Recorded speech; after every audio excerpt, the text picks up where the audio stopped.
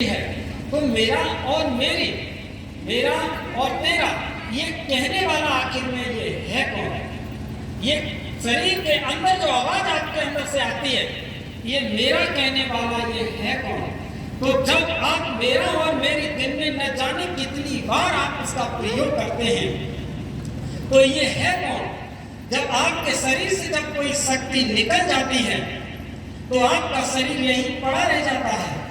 फिर आप अपने ही बेटे से आप नहीं कह सकते ये मेरा बेटा है, आप अपनी ही बेटी से नहीं कह सकते ये मेरी बेटी है, आप अपने सगे संबंधियों को नहीं पहचान सकते, क्योंकि आपके इस संपूर्ण शरीर को चलाने वाली जो चैतन्य शक्ति थी, वो एक चैतन्य शक्ति आत्मा जो आपके शरीर से निकल गई और आपका शरीर जमीन पर पड़ा रह गया। उसी आत्मा की तीन सूक्ष्म शक्तियां हैं। पहली शक्ति है मन, और उसकी दूसरी शक्ति है बुद्धि, और उसकी तीसरी शक्ति है संस्कार। आत्मा की तीन सूक्ष्म शक्तियां हैं, वो आपके अंदर हैं। आपने कभी उस चीज का अनुभव नहीं किया है, आज उस चीज को समझ करके जाएंगे और फिर कभी आप अपने को ऐलान करके बैठ करके देखना और सोचना कि आखिर में मैं कौन हूं। मेरे अंदर जो मन है, बुद्धि है, और मन और बुद्धि का कर्म क्या है कि मन के अंदर बहुत सारे संकल्प पैदा होते हैं।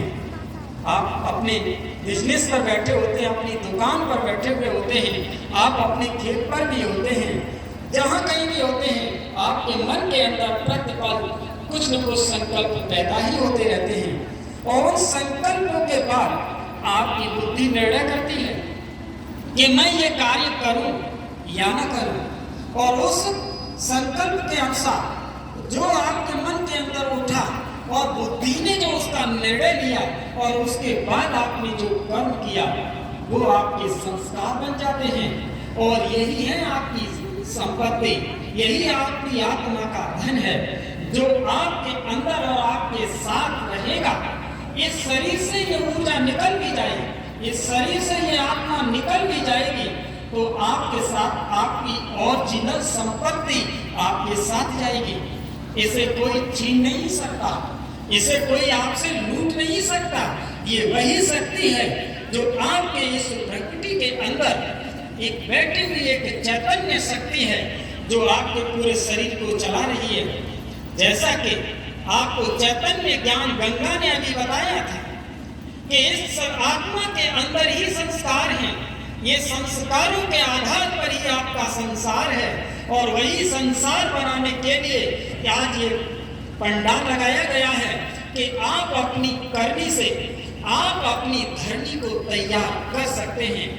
आप अपने ही ज्ञान रूपी इस हल को चलाकर आप अपने अगले जीवन में एक नई दुनिया में एक नए संस्कारों का फल प्राप्त कर सकते हैं। वो आप ज्ञान का हल आप इस जन्म में चला करके अपनी इस आत्मा के अंदर संस्कारों को पिरो सकते हैं, अपनी आत्मा के अंदर इस संस्कारों को भर सकते हैं। क्योंकि यहाँ पर बताया है कि जहाँ पर आप माताएं बहनें जो बिंदी है, हमारे भाई साधु है, संत है, सन्यासी है, जो तिलक लगाते हैं, उसे स्थान को भ्रकुटी भी कहते हैं, इसे आज्ञा चक्र भी कहते हैं। इस भ्रकुटी में, इस आज्ञा चक्र में एक बहुत ही सूक्ष्म सितारा है। वो सितारा जैसे रात्रि में आकाश में चमकता है, ऐसे ही वो सितारा आपके यहाँ पर लगा हुआ है, आपके अंदर बैठा हुआ है। वही छोटा सा सितारा जब आपकी बॉडी से निकलता है, आपका ये शरीर यही के यही पड़ा रह जाता है। आपको पता नहीं निकलता, आपको पता नहीं चलता कि ये सितारा निकल करके एक सूक्ष्म रूप में कन्वर्ट होता है। आपकी बॉडी से, आपके शरीर से शरीर निकलता है, एक सूक्ष्म शरीर निकलता है, और ये सूक्ष्म शरीर निकलकर पहले आपकी ही अर्थी के पैरों तले खड़ा होकर के ये देखता है कि मैं इस शरीर के अंदर कितना खुश रहा, इस शरीर के अंदर रह करके मैं कितना दुखी रहा, मैं इस शरीर के अंदर रह करके मैंने कितना पाप किया है, इस शरीर के अंदर रह करके मैंने कितना पुण्य किया है।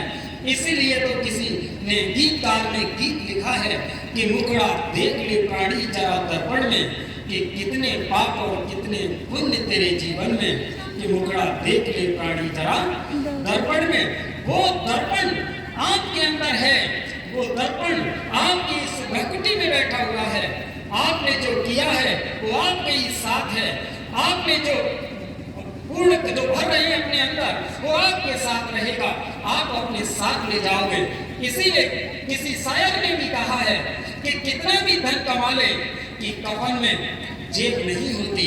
ये हमारे शायर ने भी कहा कि जेब नहीं होती, कि उन्होंने भौतिकता की शायरी कही और आज यहाँ आध्यात्मिकता और स्वयं परमात्मा आकर के ये कहना चाहते हैं कि तुम खाली हाथ नहीं जाओगे, आप यहाँ से भर के जाओगे और आप भरे हुए यहाँ आए हैं। चाहे तो आप एक हाथ में आप ज्ञान का कलश या पुण्य का कलश भर करके लाए हैं, चाहे आप किसी एक हाथ में पाप का कलश भर करके लाए हैं, लेकिन आप यहाँ लाए हैं और उसी कलश के अनुसार ही आपका यहाँ फल मिल रहा है। उसी के ही द्वारा आप इस संसार में अपना कर्म भोग रहे हैं। आप अपने जीवन में सुख और शांति जो आप अपने जीवन में महसूस कर रहे हैं वो आप अपने साथ लाए हैं और वो आप यहाँ से लेके जाएंगे। आप न खाली हाथ आप यहाँ आए हैं और न ही खाली हाथ यहाँ से जाओगे। जैसे कि इस मोटर कार से ड्राइवर निकल जाता है तो आपकी कार खड़ी रहती है, आपकी गाड़ी खड़ी रहती है, आपकी बाइक खड़ी रहती है। और जब इसी तरीका से इस शरीर से जब आपका आत्मरूपी ड्राइवर निकल जाता है तो आपका शरीर भी यहाँ पड़ा रह जाता है। और कहने का भाव मेरा ये है कि वास्तव में इस शरीर को चलाने वाली कौन है? चलाने वाली कौन है? शक्ति है, एक जिसे हमारे वैज्ञानिकों ने उसे ऊर्जा कहा, एनर्जी कहा, और हमारे वेदों ने उसका नाम आत्मा कहा।